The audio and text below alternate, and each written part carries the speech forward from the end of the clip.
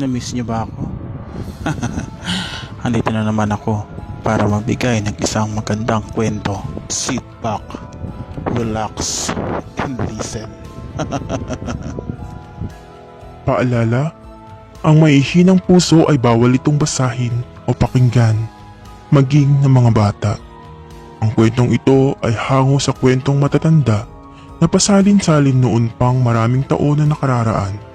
Ang tinyenteng gimo ng Duenas Iloilo, maaaring magkapareho o magkaiba sa orihinal. Ganun pa man, ang kwentong ito ay kathang-isip lamang. Si Kapitan Gimo ay barangay captain ng kanilang lugar sa Iloilo. Dati siyang pulis. Marami nakakikilala sa kanya at respetadong tao.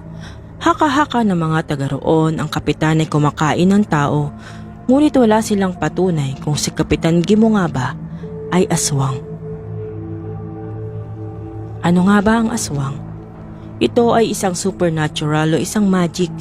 Walang nagpapatunay na mayroong aswang talaga, kundi ang mga kwento-kwentong lumalabas lamang sa bibig ng mga matatanda na pantakot sa mga kabataan kung ayaw pa nilang tumigil ng kalalaro sa labas ng bahay kahit gabi na. Maraming kampo ng mga masasamang espiritu na gumagala sa gabi, katulad ng kapre, tekbalang, manananggal, sigbin, agito at iba pa. Ang kapre o agta ay malaking maitim na hugis tao, ngunit malaki ang tiyan at mabalahibo. Mabagal ito lumakad. Ang tekbalang naman ay hugis tao ang katawan, ngunit matangkad na payat ito, mabalahibo at ang kanyang ulo ay isang kabayo. Ang manananggal ay pangit na matandang babae, kulubot ang mukha na may mahabang dalawang pangil, mahaba din ang kuko, mapula ang mga mata, at ang bibig ay may tumutulong laway. Pwede niyang pahabain ang kanyang dila at paliitin hanggang gasinulid kaliit. Kalahati lang ang kanyang katawan na may itim na malapad ang pakpak kung lumipad. Kahit saan ay pwede niyang iwanan ang gaputol ng kanyang torso na may paa. Ang sigbin ay lumalabas din sa gabi upang manipsip ng dugo sa mga biktima mula sa kanilang mga anino. Binibiktima niya ang mga bata. Sinasabing naglalakad ng paatras na ang ulo nito ay nasa ibaba sa pagitan ng mga hulihan na binti nito upang magkaroon ng kakayahang hindi makikita sa ibang mga nilalang, lalo na sa mga tao. Ito ay kahawig ng isang walang ulong kambing, ngunit may napakalaking tenga, kung saan ito ay maaaring bumuka at ilabas tulad ng isang pares na mga kamay at isang mahabang buntot na maaaring magamit bilang isang latigo. Ang sigbin ay naglalabas ng masangsang na amoy. Ang agito ay isang binatang lalaki, isang gwapong aswang. Tinatawag nilang agi, bakla o bading. Hindi siya kumakain ng tao, gusto lang niya makipaglaro at takuti ng mga lalaking gusto niyang biktimahin. Ang mga aswang ay may alagang ibon tulad ng wakwak. Mababa lang ang lipad nito. Kapag malakas ang huni ng wakwak, ibig sabihin ay malayo ang kanyang kinaroroonan. Kung malapit na ang wakwak o maririnig na ang mahinang-mahina sa pandinig, ibig sabihin na ilang di pa na lamang siya sa iyo. Tulad ng asawa ni Kapitan Gimo na si Maria. May alaga siyang ibon na wakwak. Nilalagay niya sa hawla. Kapag maghahanap si Maria ng kanyang biktima, pinapakawalan niya ito para may makasama siya sa pangangaswang sa gabi.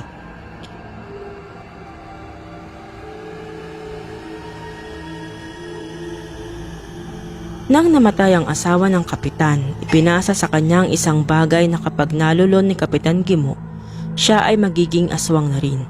Sinalo ito ni Kapitan Gimo, ang maliit na nag-aapoy na bula sa bibig ng asawa sa pamamagitan din ng kanyang bibig. Hindi mamamatay ang aswang kapag nasa kanya pa rin ang isang bagay na taglay kung walang pagpapasahan. Hirap na ako, Gimo. Kunin mo na. Pakiusap ni Maria. Maria, kung ano man yan, ayaw ko. Tanggi ni Gimo. Sige na, Gimo. Nahihirapan ako sa sugat ko. Awa ka, Gimo. Muling nakiusap si Maria. Umupo si Gimo sa tabi ng asawa na nakahiga sa kamang kawayan at nagtanong. Saan? Saan ko kukunin? Ilapit mo ang iyong bibig sa bibig ko. Iniluwa ni Maria ang kanyang pamana para kay Gimo na nakaabang din ang nakabukan niyang bibig. Lumabas ang maliit na nag-aapoy na bula sa bunganga ni Maria at pumasok agad sa bunganga ni Gimo. Nangisay si Gimo sa sahig.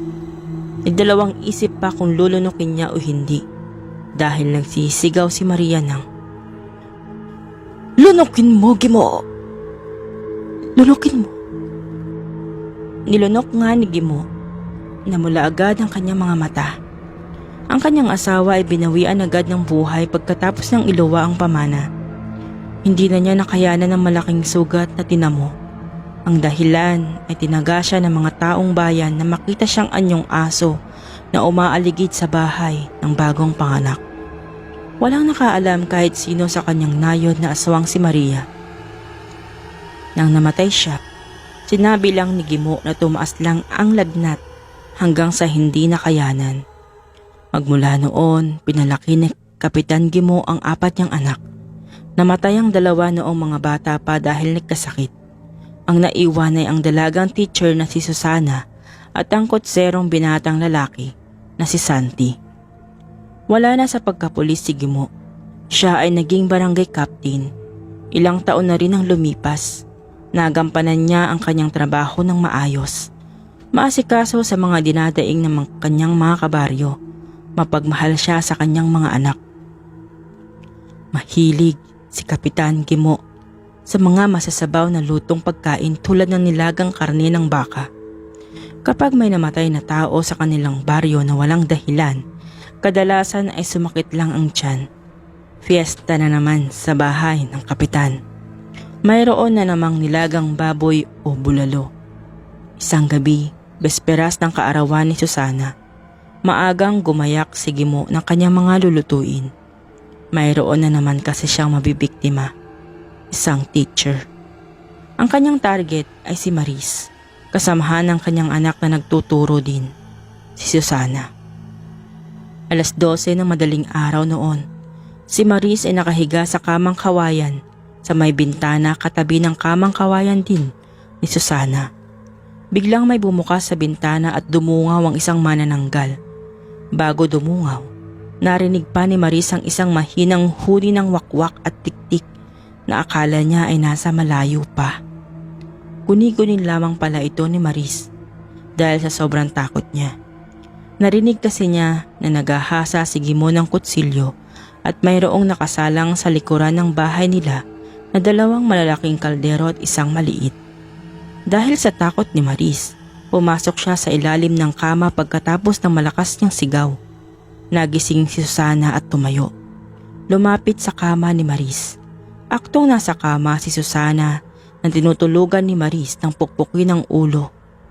Ang dalaga ng isang hindi kilalang tao. Nawalan na ito ng ulirat.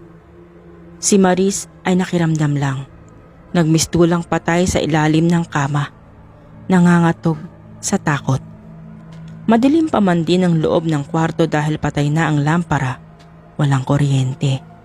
Maging sa likuran ng bahay, liwanag lang ng buwan ng tanging ilaw. Ang hindi kilalang tao kanina ay walang iba kundi si Kapitan Gimo. Malabo na ang mga mata ni Gimo, kaya hindi niya namukhaan ang sarili niyang anak pala ang kanyang nabiktima.